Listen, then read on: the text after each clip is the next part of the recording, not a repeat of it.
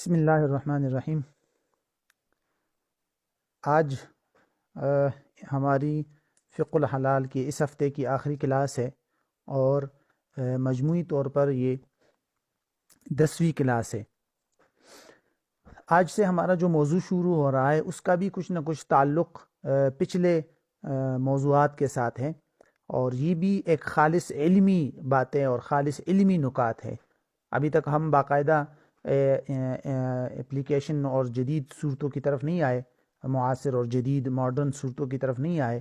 اب ہم جو ہے فی الحال بنیادی جو اصل نکات ہے، شرعی بیسز جو ہے وہ پڑھ رہے ہیں، تو اسی سے متعلق ہم ذرا 5 اہم بنیادی قواعد کا مختصر سا خاکہ اور یہ قواعد آپ کو بتائیں گے جو یہ اصول کی شکل میں، تاکہ جو ہے اس سے متعلق جو ہے اہم چیزیں آپ کے ذہن میں رہیں۔ قواعد جو ہوتے ہیں ان کی ایک اپنی ایک اہمیت ہے، اور جو فقی قاعدے ہوتے ہیں، ضابطے ہوتے ہیں، رولز ہوتے ہیں، ان پر باقاعدہ مستقل کتابیں موجود ہیں الگ الگ۔ اب ہماری بھی ایک کتاب جو ہے تقریباً 800 صفحات کی ایک کتاب ہے، تقریباً 2-3 دن میں انشاءاللہ وہ آ جائے گی، پریس میں ہے۔ 20 تاریخ آخری تاریخ تھی، لیکن ذرا کچھ تاخیر ہو گئی، تو انشاءاللہ 1-2 دن میں میری کتاب جو ہے وہ آ جائے گی، فقی قواعد پر ہے۔ تو اب ہم جو شروع کر رہے ہیں وہ ہے بنیادی 5 قاعدے۔ ذرا ان کی میں نے یہاں کوشش کی ہے اردو میں اور انگلش میں لکھنے کی۔ عربی میں نے نہیں لکھا، میں زبانی بتاؤں گا عربی میں وہ الفاظ، جہاں جہاں قاعدہ یا ضابطے کو عربی میں بتانا ہوا میں زبانی بتاؤں گا، تو وہ جن حضرات کو وہ لکھنا ہو تو لکھ لیجئے گا۔ پہلا قاعدہ ہے کہ اشیاء میں اصل اباحت ہے، یعنی تمام چیزیں بنیادی طور پر حلال اور مباح ہے، ٹھیک ہے۔ انگلش میں جو میں نے لکھا ہوا ہے، اگر کچھ غلطی ہو تو اس کو پھر درگزر کیجئے گا۔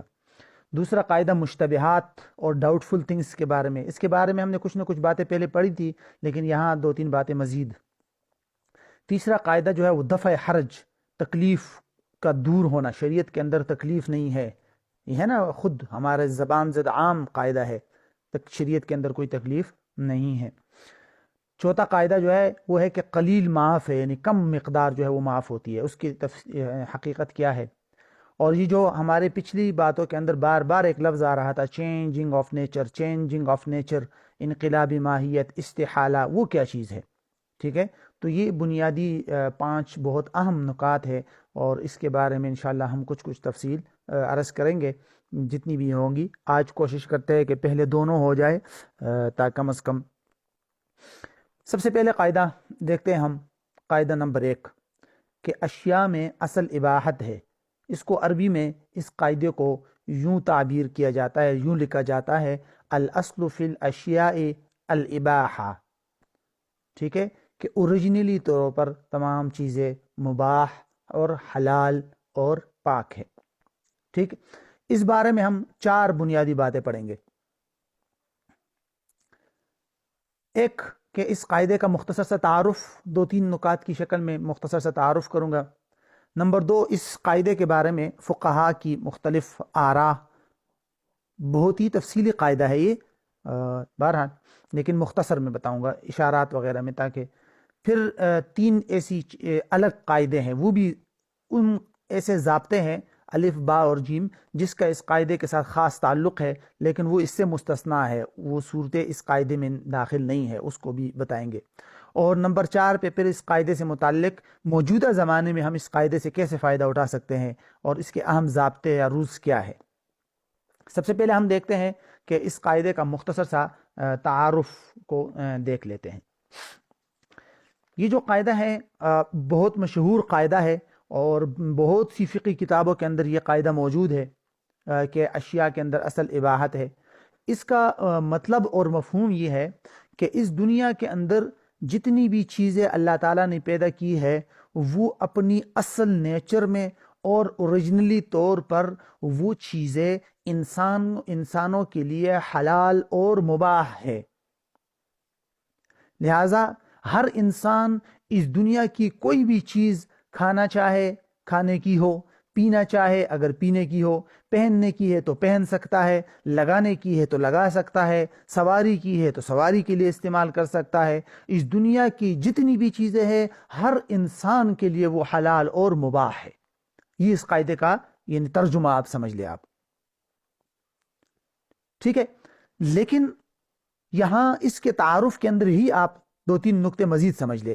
ایک تو یہ کہ یہ بات کہ اس دنیا کی تمام چیزیں جتنی بھی اللہ تعالیٰ نے پیدا کی ہے، ہر انسان کے لیے اس چیز کو استعمال کرنا، کھانا پینا پہننا وغیرہ وہ حلال ہے. لیکن یہاں یہ بات بتانا ضروری ہے، اور بلکہ یا اس کی ضرورت بھی نہیں ہے بتانے کی، وہ ہم نے پڑھ لی کہ بشرطی کہ وہاں پر ممانعت اور منع ہونے کا کوئی ریزن موجود نہ ہو، وہاں پر منع ہونے کا کوئی ریزن موجود نہ ہو. جیسے کہ ہم نے پیچھے 7 ریزن پڑھ لیے، ان میں سے کوئی بھی نہ ہو تو تب ہر چیز مباح اور حلال ہے. اگر ان میں سے کوئی چیز آ گئی، شراب ہے تو آگے تو حرام. ہاں، اسی طرح اگر کوئی چیز جو ہے زہر ہے، جیسے کہ جس انسان کی مرنے کا اندیشہ ہے تو وہاں مضرت اور ضرر ہے تو اس لیے وہ بھی حرام. تو دنیا کی ہر چیز ہر انسان کے لیے حلال اور مباح تو ہے، لیکن اس کے لیے سب سے پہلی اور اہم شرط یہ ہے کہ جو 7 ریزنز ہم نے پڑھے ہیں ان میں سے کوئی بھی ریزن وہاں موجود نہ ہو تو تب حلال اور پاک ہے. دوسرا پوائنٹ اسی میں یہ بھی ذہن میں رکھ لیجئے کہ آپ سوچیں گے کہ جب اس دنیا کی ہر چیز ہر انسان کے لیے مباح اور حلال ہے، تو پھر اس کا مطلب یہ ہوگا کہ بھئی میں اٹھ کر کسی بھی انسان کی ملکیت میں کوئی بھی چیز ہو میں اٹھاؤں اور کھاؤں، کسی بھی دکان میں جاؤں پیسے لیے بغیر میں وہ چیز اٹھاؤں اور کھاؤں. نہیں، یہاں یہ مطلب نہیں ہے کہ آپ کسی کی اجازت کسی کی خریداری سے بغیر، نہیں بھئی، کسی اور کی ملکیت میں اگر کوئی چیز ہے وہ بھی آپ استعمال نہیں کر سکتے. حرام ہونے کی وجہ سے نہیں کہ وہ چیز حرام ہے، بلکہ ملکیت نہ ہونے کی وجہ سے کہ آپ کی ملکیت میں نہیں ہے، آپ کے آنرنگ میں نہیں ہے. ہاں، اس کو آپ جائز طریقے سے حاصل کریں پھر کھائے تو حلال ہو جائے گی. تو یہ پوائنٹ بھی آپ ذہن میں رکھیں. تو یہ ہے اس قاعدے کا خلاصہ. اب ذرا آتے ہیں دوسری بات کی طرف، فقہا کی آراء کی طرف، کہ اس سلسلے میں فقہا اور ہمارے جو بڑے بڑے مجتہدین گزرے ہیں ان کا اس سلسلے میں کیا اوپینین ہے اور ان کی رائے جو ہے اس سلسلے میں کیا ہے. ٹھیک ہے، اس سلسلے میں جہاں تک فقہائے حنفیہ کی رائے ہے، فقہائے حنفیہ جو ہے جس کے ہم جو ہے وہ پیروکار ہیں، ان کی طرف عمومی طور پر 3 جو ہے رائے منسوب کی جاتی ہے کہ بھئی فقہائے حنفیہ جو ہے، بعض فقہا یہ فرماتے ہیں کہ، یا یہ سمجھ لیجئے 3 بنیادی طور پر 3 رائے ہیں، مجموعی طور پر تمام فقہا کے 3 مجموعی رائے ہیں. پہلی رائے یا پہلا اوپینین یہ ہے کہ بھئی تمام اشیاء کے اندر اصول یہ ہے کہ وہ مباح اور حلال ہو، جیسے کہ میں نے ابھی آپ کو بتایا. تو یہ عام فقہا کی رائے ہے، جمہور فقہا کی یہی رائے ہے. ٹھیک ہے. نمبر 2، بعض فقہا کی رائے یہ ہے کہ نہیں بھئی تمام چیزوں کے اندر اصل جو ہے وہ کیا ہے، حرام ہونا ہے، یعنی کہ دنیا کی ہر چیز حرام ہے جب تک کہ اس کا حلال ہونا ثابت نہ ہو. یہ بعض حضرات کی رائے ہے، بہت کم حضرات کی ہے. اور تیسری رائے جو عمومی طور پر فقہائے حنفیہ کی طرف بہت زیادہ مشہور طور پر مشہور ہے، وہ یہ کہ اشیاء کے اندر اصل جو ہے وہ توقف ہے. توقف کا مطلب یہ ہے کہ اس دنیا کے اندر جو بھی چیز ہے ہم اس پر اس وقت تک حلال یا حرام ہونے کا حکم نہیں لگائیں گے جب تک کہ اس کے حلال یا حرام ہونے پر کوئی دلیل نہ آ جائے. تو جب اس پر کوئی دلیل آ جائے گی اس کے بعد ہم اس پر حلال یا حرام ہونے کا حکم لگائیں گے. ٹھیک ہے. تو یہ بنیادی طور پر 3 مشہور رائے ہیں. تو ان 3 مشہور رائے میں سے عمومی طور پر فقہائے حنفیہ کی طرف توقف والی رائے منسوب کی جاتی ہے، لیکن زیادہ مشہور یہ کہ اصل اشیاء میں اباحت ہے. اچھا، تو اس سلسلے میں جو دلائل ہیں جمہور علماء کی کہ بھئی اشیاء اور اس دنیا کے اندر جو چیزیں ہیں وہ ساری کی ساری حلال اور مباح ہے، اس پر مختلف دلائل دیے جاتے ہیں. مختصراً میں آپ کو سمجھاتا ہوں. قرآن مجید میں اللہ رب العزت فرماتے ہیں کہ هو الذی خلق لکم ما فی الارض جمیعا، کہ اللہ تعالیٰ ہی وہ ذات ہے جس نے زمین کے اندر جو کچھ بھی ہے وہ سب تمہارے لیے پیدا کیا ہے. اس سے علماء اس کے بارے میں فرماتے ہیں کہ جب سب کچھ تمہارے لیے پیدا کیا ہے تو اس کا کیا مطلب ہے؟ جب انسان کے لیے سب کچھ پیدا کیا ہے تو اس کا مطلب یہ ہے کہ اس دنیا کی ہر چیز انسان کے لیے جائز ہے اور مباح ہے۔ دوسری جگہ اللہ تعالیٰ فرماتے ہیں قل من حرم زینت اللہ التي اخرج لعباده والطیبات من الرزق، کہ بھئی کون ہے کہ جو اللہ تعالیٰ کی پیدا کردہ زینت اور کھانے پینے کی چیزوں پاکیزہ چیزوں کو جو ہے وہ منع کرتا ہے، حرام قرار دیتا ہے۔ تو استفہام یا پوچھا گیا ہے کہ بھئی کون ہے، اس کو نہیں، ایسا نہیں ہونا چاہیے۔ تو اس طرح قرآن مجید کے اندر بھی اور بھی بہت ساری اس طرح کی آیات ہیں۔ بہرحال مختلف آیات سے معلوم ہوتا ہے کہ اس دنیا کی تمام چیزیں اللہ رب العزت نے بندوں کے لیے پیدا کی ہے۔ تو جب بندوں کے لیے پیدا کی ہے تو اس سے صاف طور پہ معلوم ہوتا ہے کہ بھئی بندوں کے لیے اس کو استعمال کرنا مباح اور حلال ہے، ظاہری طور پر یہ معلوم ہوتا ہے۔ اور عقل سے بھی یہ بات معلوم ہوتی ہے، عقل کا بھی یہی تقاضا ہے کہ بھئی یہ دنیا کی تمام چیزیں انسانوں کے لیے حلال اور مباح ہونی چاہیے۔ کیوں؟ اس لیے کہ جیسا کہ شریعت کا ایک بنیادی اصول ہے کہ اس دنیا میں انسان کو پیدا کیا گیا ہے آزمائش کے لیے، اور دنیا کو انسان کے لیے پیدا کیا گیا ہے کہ انسان اس دنیا کو کیسے استعمال کرتا ہے اور اسی بنیاد پر پھر آخرت اپنے لیے کیسے سنوارتا ہے۔ تو جب اس دنیا کو انسان کے لیے پیدا کیا ہے تو پھر یہ کہنا کہ بھئی یہ دنیا کی چیزیں انسان کے لیے حلال نہیں ہے، تو پھر دنیا کو انسان کے لیے کیسے پیدا کیا گیا اور انسان سے اس کے بارے میں پوچھ کیوں ہوگی پھر؟ تو اس سے صاف معلوم ہو رہا ہے کہ اس دنیا کی تمام چیزیں اللہ رب العزت نے کائنات کی تمام چیزیں انسان کے لیے پیدا کی ہے اور وہ انسان کے لیے حلال ہے۔ ہاں یہ الگ بات ہے کہ جیسے میں نے آپ کو پہلے بھی بتایا تھا، یہ قاعدہ تو ہے لیکن ہر قاعدہ قانون کے اندر کچھ ایکسیپشنز ہوتی ہے، کچھ استثنائی صورتیں ہوتی ہے۔ تو وہی استثنائی صورتیں حرام کی ہے کہ جیسے خنزیر ہے اس کو شریعت نے حرام قرار دیا، شراب کو حرام قرار دیا، نشے والی چیزوں کو حرام قرار دیا۔ وہ جو 7 ریزن ہے وہ ساری کی ساری اس قاعدے سے ایکسیپشنز ہے اور مستثنیات ہے۔ ٹھیک ہے، تو یہ تو ہوگی دوسری بات مکمل۔ اچھا جی، اب ذرا ہم آتے ہیں پوائنٹ نمبر 3 کی طرف۔ پوائنٹ نمبر 3 یہ ہے کہ دیکھیے آپ، جیسے ہم نے پہلے کہہ دیا کہ یہ قاعدہ تو ہے کہ اس دنیا کی تمام چیزیں اوریجنلی حلال اور مباح ہے، اس کا حرام ہونا کسی خاص ریزن سے ہوگا، وہ ریزن ہم نے پیچھے پڑھے ہیں، ٹھیک ہے، یا ملکیت میں ہوگی کسی اور کی۔ لیکن یہ 3 ایسے اصول ہیں جو اس ضابطے سے، اس ایکسیپشنز والی صورتحال اس کی ہے اور یہ اس قاعدے سے مستثنا ہے، خارج ہے۔ 3 ضابطے ہیں، میں نے عربی میں لکھے ہیں، اس کا میں آسان مفہوم میں بھی آپ کو سمجھاتا ہوں۔ الاصل فی الابضاع التحریم، الاصل فی العبادات التوقف، الاصل فی اللحوم الحرمہ۔ 3 ضابطے ہیں یہ۔ پہلا ضابطہ یہ ہے کہ نکاح کے اندر اصل جو ہے وہ حرام ہونا ہے۔ کیا مطلب؟ کہ اس دنیا کی ہر عورت ہر مرد کے لیے حرام ہے جب تک کہ نکاح ثابت نہ ہو جائے۔ نکاح ثابت ہوگا تو تب یہ حلال ہوگا، نکاح نہیں ہوگا تو بس اوریجنلی ہر عورت ہر انسان کے لیے حرام ہے۔ یہ تو سب جانتے ہیں، پیدائشی طور پر اوریجنلی ہر عورت ہر انسان کے لیے حرام ہے، ٹھیک ہے۔ تو جب ہر عورت ہر انسان کے لیے حرام ہے جب تک کہ نکاح ثابت نہ ہو جائے۔ ہاں نکاح ثابت ہو گیا اور وہ وہاں پر وہ اس کا محرم رشتہ نہ ہو، قرابت نہ ہو، رضاعت نہ ہو، وغیرہ وغیرہ رشتے نہ ہو، اور پھر وہ ثابت ہو جائے گا تو ٹھیک ہے، وہ حلال ہو جائے گا۔ تو یہ ہے اس قاعدے کا مطلب، الاصل فی الابضاع التحریم، ٹھیک ہے۔ دوسرا جو قاعدہ ہے وہ ہے الاصل فی العبادات التوقف۔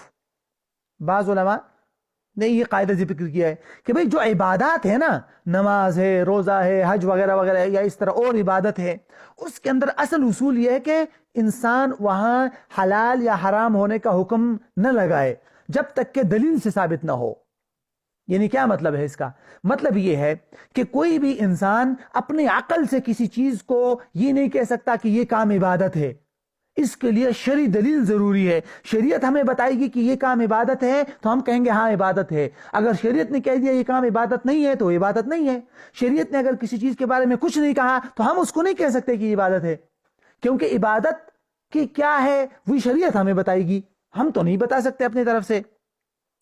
شریعت نے بتا دیا نماز عبادت ہے تو ہم نے کہا ٹھیک ہے۔ ہاں اب شریعت نے اگر کسی چیز کے بارے میں نہیں بتایا کہ بھئی تم جو ہے فلاں پیر صاحب کی جو ہے عرس مناؤ، اب شریعت نے ہمیں نہیں بتایا کہ یہ عبادت ہے، تو جب شریعت نے نہیں بتایا تو ہم کیسے کہہ سکتے کہ یہ عبادت ہے؟ تو بہرحال یہ اصول ذہن میں رکھ لیجئے. تیسرا اصول، الاصل فی اللحوم الحرمہ. الاصل فی اللحوم الحرمہ یعنی گوشت کے اندر اصول یہ ہے کہ وہ حرام ہے. یہ بھی ضابطہ ذہن میں رکھے. اس دنیا کے اندر جس بھی جانور کا گوشت ہے بنیادی طور پر وہ حرام ہے. کیوں؟ اگر حلال جانور بھی ہے نا تو جب تک شرعی طور پر اس کو ذبح نہ کیا جائے، باقاعدہ آپ عمل کر کے ذبح کر کے وہ گوشت تیار نہ کرے، حلال نہ کرے، تو وہ حلال نہیں ہوگا. دیکھیے خنزیر وغیرہ تو ویسے بھی حرام ہے. بھینس وغیرہ، جو اونٹ وغیرہ جو حلال جانور ہے، بکری وغیرہ، ان کا گوشت بھی اوریجنلی طور پر حرام ہی ہے، کیونکہ پیدائشی طور پر تو وہ حرام ہے. جب تک کہ اصولی طور پر باقاعدہ انسان مسلمان ہو، چھری اٹھائے، بسم اللہ پڑھے، شرعی طریقے کے مطابق ذبح کرے، اس کے بعد وہ حلال ہو جائے گا، ورنہ تو حرام ہے. تو اوریجنلی طور پر گوشت بھی حرام ہے. یہ بات ذہن میں رکھیے گا. تو یہ 3 ضابطے ہیں. یہ 3 ضابطے اوریجنلی طور پر باقی چیزوں سے خارج ہے، کہ باقی دنیا کی تمام چیزیں تو اوریجنلی طور پر حلال اور مباح ہے، لیکن نکاح وغیرہ کے جو رشتے ازدواج وغیرہ ہے وہ، اور عبادات اور جو ہے گوشت، اس کا یہ حکم نہیں ہے کہ وہ اوریجنلی طور پر مباح اور حلال ہو، جب تک کہ صحیح طور پر ثابت نہ ہو جائے کہ آپ نے جو ہے یہ کیا ہے، اس کو مطلب شرعی طریقے کے مطابق ذبح وغیرہ کیا ہے، اور اس کے بعد ہی یہ اصولی طور پر بات معلوم ہوگی. اچھا،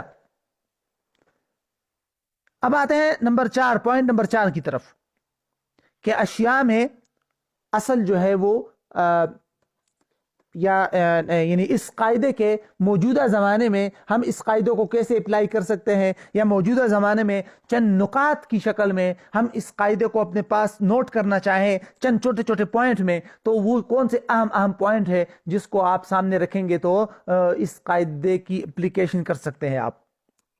تو چند باتیں آپ ذہن میں رکھ لیجئے بطور اصول اور ضابطے اس قاعدے کے بارے میں.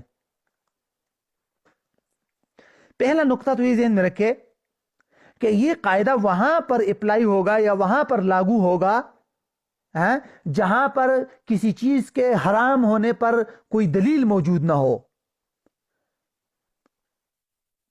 اگر کسی چیز کے حرام ہونے پر دلیل آ گئی کہ بھئی یہ تو خنزیر ہے نا، ہاں یہ تو قرآن سے حرام ہے، لہٰذا وہاں یہ قاعدہ اپلائی نہیں ہوگا. یار یہ چیز تو نشاور ہے، اس سے تو نشہ آتا ہے، بھئی یہ چیز حرام ہے، کیونکہ دلیل آ گئی نا، وہاں پر ریزن آ گیا. تو حرام ہونے کا کوئی بھی ریزن جو ہم نے پیچھے پڑے تھے اگر وہ آ گیا تو وہاں یہ قاعدہ اپلائی نہیں ہوگا. کوئی بھی ریزن اگر حرام ہونے کا آ گیا تو. نمبر 2، یہ قاعدہ وہاں اپلائی ہوگا کہ جب چیز اپنی قدرتی حالت میں موجود ہو، اپنی اصلی اوریجنلی پیدائشی قدرتی حالت میں ہو. اگر کسی چیز کے اندر انسان نے کوئی عمل دخل کر دیا تو وہاں یہ قاعدہ اپلائی نہیں ہوگا. وہاں پر اس انسان کے عمل دخل کو پھر دیکھنا پڑے گا کہ اس انسان نے اس چیز کے اندر کیا گڑبڑ کی ہے، اس کو بھی دیکھنا پڑے گا. مثال کے طور پر پانی ہے نا، پانی قدرتی حالت میں ہو تو ٹھیک ہے، پاک ہے، مباح بھی ہے، پاک بھی ہے، ہاں. لیکن اگر کسی انسان نے اس میں کوئی شراب مکس کر دی یا کوئی اور ناپاک چیز مکس کر دیا، کچھ نہ کچھ گڑبڑ کر دی انسان نے، یا جوس بنا دیا اس کا، تو ہم اس انسان کی ایکٹیویٹی اور اس انسان کے اس عمل کو دیکھیں گے کہ اس نے اس پانی کے ساتھ کیا کیا ہے. تو اس کے بعد پھر یعنی یہ قاعدہ پھر اپلائی نہیں ہوگا. پھر ہم اس انسان کے اس عمل کو دیکھ کر اس پر جو حکم ہوگا وہ اس پر ڈیپینڈ کرے گا. نمبر 3، گوشت کے بارے میں بھی ہم نے پڑھ لیا کہ گوشت کا اصولی ضابطہ یہ ہے کہ وہ حرام ہو. لہذا کسی بھی گوشت پر جب آپ حکم لگائیں گے کہ یہ گوشت حلال ہے، وہاں آپ کے پاس باقاعدہ دلیل ہونی چاہیے کہ بھئی یہ میں نے خود ذبح کیا ہے، یا یہ میرے سامنے ذبح ہوا ہے، یا یہ میں نے مسلمان سے خریدا ہے. ٹھیک ہے، تو یہ دلائل ہے. تو ٹھیک ہے، اگر ان دلائل سے ثابت ہو گیا تو ٹھیک، یا میں نے یہ ایسے مارکیٹ سے خریدے جہاں پر گوشت کی دکان سارے کی ساری دکانیں مسلمانوں کی ہے، تو ٹھیک ہے، یہ دلائل ہے تو پھر ٹھیک ہے. اچھا، ایک اور ضابطہ دیکھیے، جو گوشت ہے جس کے بارے میں اصل اصول یہ کہ یہ اوریجنلی حرام ہوتا ہے، تو جب وہاں پر آپ کے سامنے دو دلائل سامنے آ جائے، دو باتیں سامنے آ جائے، ایک بات کی ریکوائرمنٹ یہ ہو کہ یہ گوشت حلال ہونا چاہیے اور دوسری کی ریکوائرمنٹ یہ ہو کہ نہیں یہ گوشت حرام ہونا چاہیے، تو وہاں پر آپ یہ قاعدے اپلائی نہیں کریں گے. وہاں ہم گوشت کو کہیں گے کہ بھئی یہ گوشت اپنی اصلی اوریجنل حالت میں ہے اور حرام ہے. مطلب شک ہو جائے آپ کو. مثال کے طور پر آپ نے گوشت خرید لیا، یا آپ کو ایک جگہ سے گوشت ملا، ایک آدمی جو ایک معتمد آدمی ہے، ایک قابل اعتماد آدمی ہے، وہ کہتا ہے بھئی یہ حرام گوشت ہے، اور دوسرے کہتا ہے نہیں یہ حلال ہے، تو وہاں آپ اس کو حلال نہیں کہہ سکتے. پھر ہاں یہ الگ بات ہے کہ جو اس کو حرام کہہ رہا ہے اگر وہ آپ کی نظر میں جھوٹا ہے تو ٹھیک ہے، وہ الگ بات. لیکن اگر دونوں آدمی آپ کی نظر میں بالکل ایکول اور برابر ہے تو پھر آپ گوشت کو حلال نہیں کہہ سکتے. یہ بھی ضابطہ ذہن میں رکھیے آپ. باقی اس کی تفصیل انشاءاللہ آگے نیوز کے بارے میں ہم نے الگ تفصیل کی ہے کہ جب کوئی آدمی آپ کو خبر دیتا ہے کہ یہ پانی ناپاک ہے یا یہ گوشت حلال ہے تو اس کے کیا اصول و ضوابط ہے، اس کے لیے ہم نے آگے الگ اصول رکھے ہیں، انشاءاللہ آگے پڑھیں گے.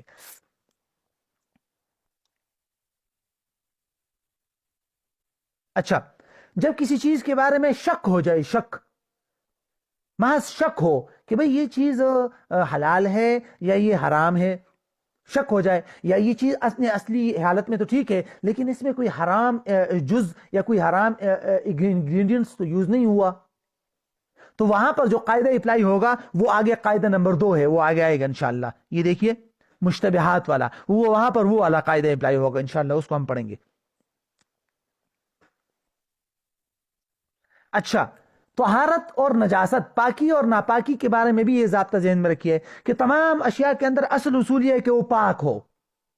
الاصل فی الاشیاء الطہارہ، تمام اشیاء کے اندر اصول یہ ہے کہ وہ پاک ہو جب تک کہ کوئی اس کے حرام یا اس کے ناپاک ہونے کی کوئی دلیل نہ ہو. مثال کے طور پر شریعت نے اس کو ناپاک قرار دیا جیسے پیشاب، گوبر وغیرہ، یا وہ اس کے ساتھ کوئی ناپاک چیز مکس ہو گئی ہے یا کوئی اور ریزن ہے جس کی وجہ سے وہ ناپاک ہو گیا تو ٹھیک ہے، ورنہ اصولی طور پر تمام چیزیں جو ہے وہ پاک ہے سوائے خنزیر کے اور کتوں کے. مطلب وہی جس نے شریعت نے جس کو ناپاک قرار دیا وہ الگ چیز ہے.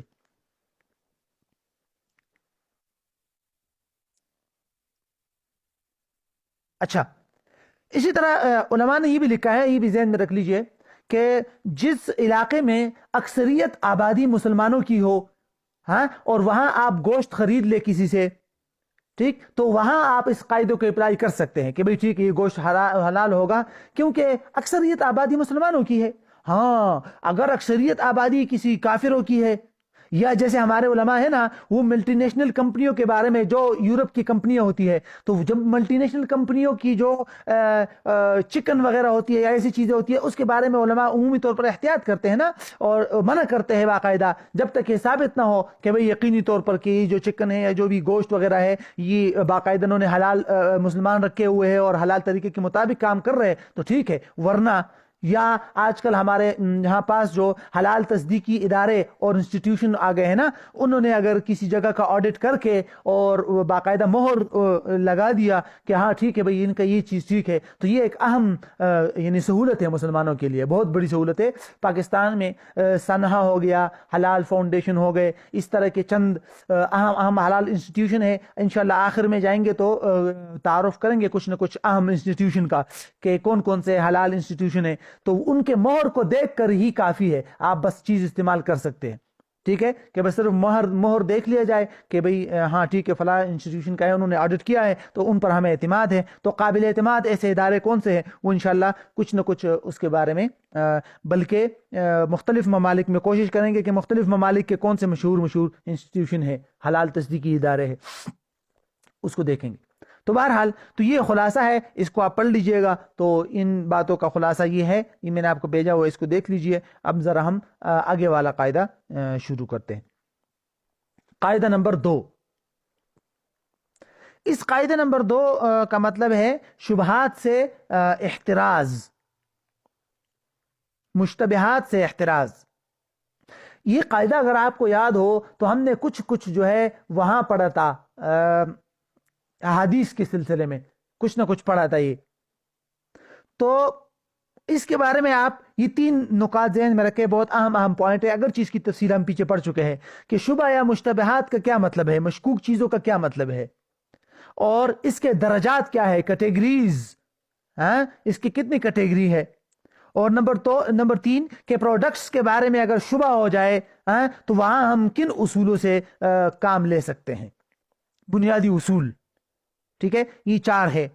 تو ذرا دیکھیے آپ شبہ کے بارے میں اگر آپ کو تعریف یاد ہو تو ہم نے پیچھے بھی پڑھا تھا کہ جس چیز کے بارے میں 2 دلائل آ جائے اور دونوں آپس میں کانفلیکشن ہو جائے، دونوں کی تعارض ہو جائے، دونوں ٹکرا جائے. ایک دلیل کی ریکوائرمنٹ یہ ہو کہ یہ چیز جو ہے وہ حلال ہے، اور دوسری دلیل کی ریکوائرمنٹ یہ ہو کہ یہ چیز جو ہے وہ حرام ہے. جیسے میں نے آپ کو بتایا، اس میں آپ یہ بھی لگا سکتے ہیں کہ 2 مسلمانوں نے آپ کو خبر دی، ایک نے کہا یہ چیز حلال ہے، دوسرے نے کہا یہ حرام ہے، تو اس کو بھی مشکوک چیزوں میں شمار کیا جاتا ہے.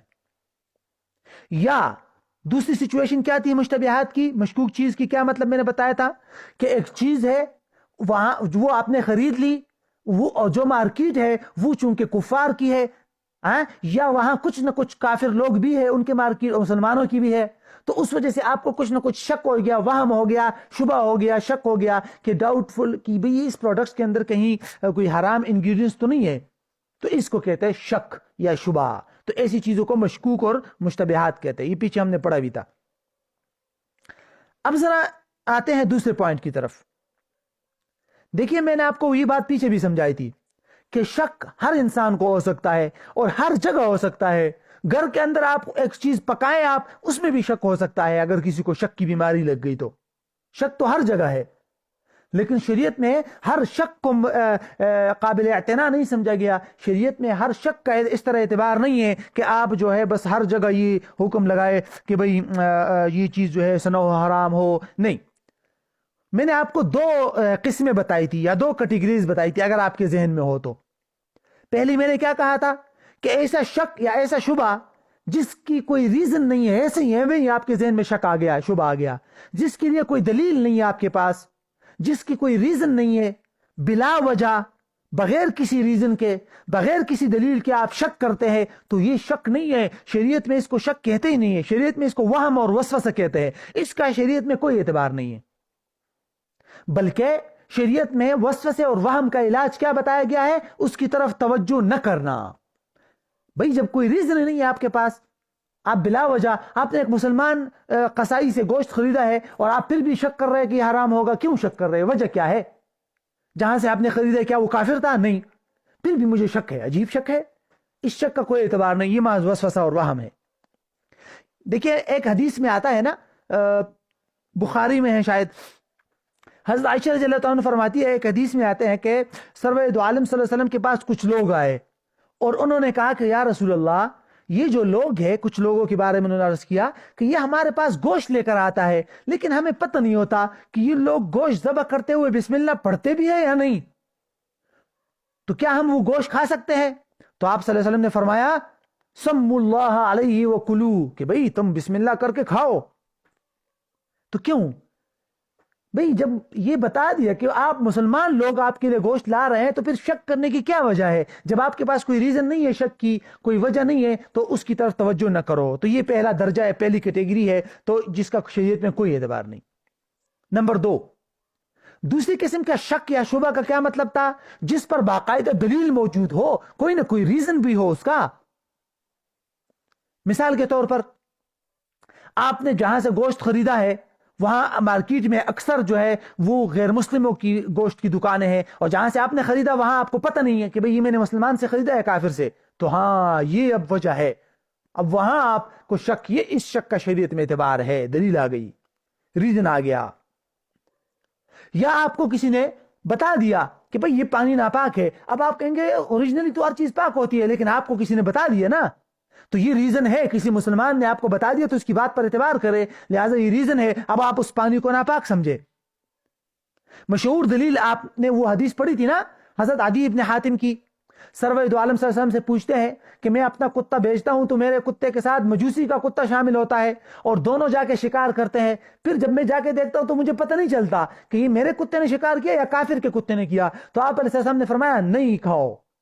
اگرچہ شک ہے لیکن وہاں ریزن موجود تھا، وہ کیا کہ کافر کا کتا ساتھ میں شامل ہو گیا، تو ممکن ہے کہ کافر کے کتے نے یہ شکار کیا ہو. تو اگرچہ شک تھا لیکن شک کا ریزن موجود تھا. ٹھیک ہے، تو یہ اصول کیا نکلا کہ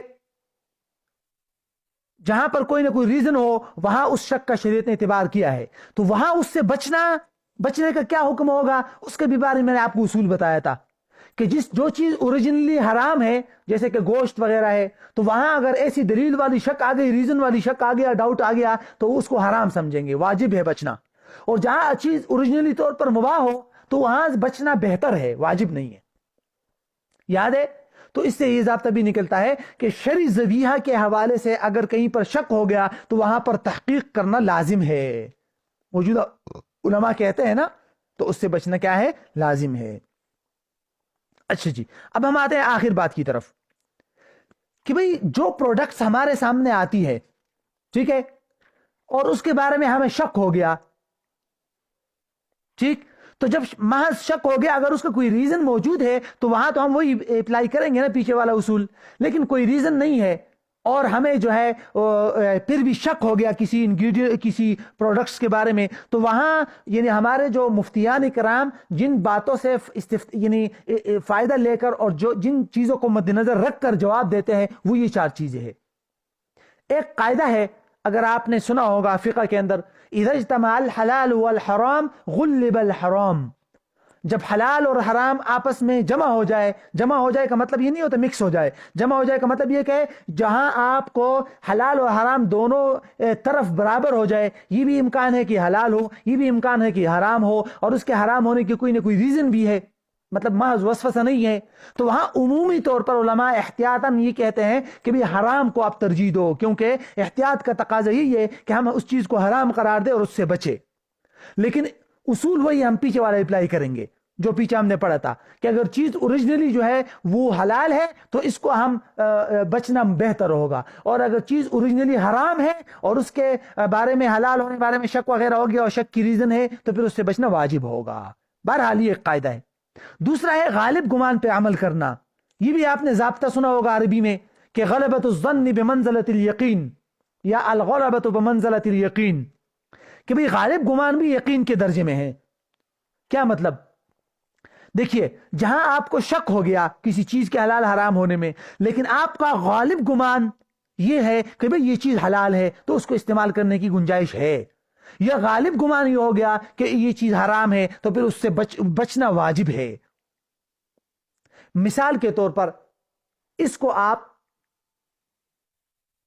جو ہے نا، جیسے بازاروں میں چیز فروخت ہوتی ہے نا، ہاں، تو عمومی طور پر بازاروں میں جو چیز فروخت ہوتی ہے وہاں یہ شبہ تو ہے کہ ممکن ہے یہ چیز چوری کی ہو، یا یہ چیز جو ہے مطلب ناجائز طریقے سے انہوں نے خریدی ہو وغیرہ وغیرہ، لیکن یہ غالب گمان یہ ہوتا ہے کہ بھئی یہ لوگ مسلمان ہیں، چوری کیوں کریں گے، تو غالب گمان یہ، لہٰذا اس لیے علماء اجازت دیتے ہیں کہ بھئی کھا سکتے ہیں آپ۔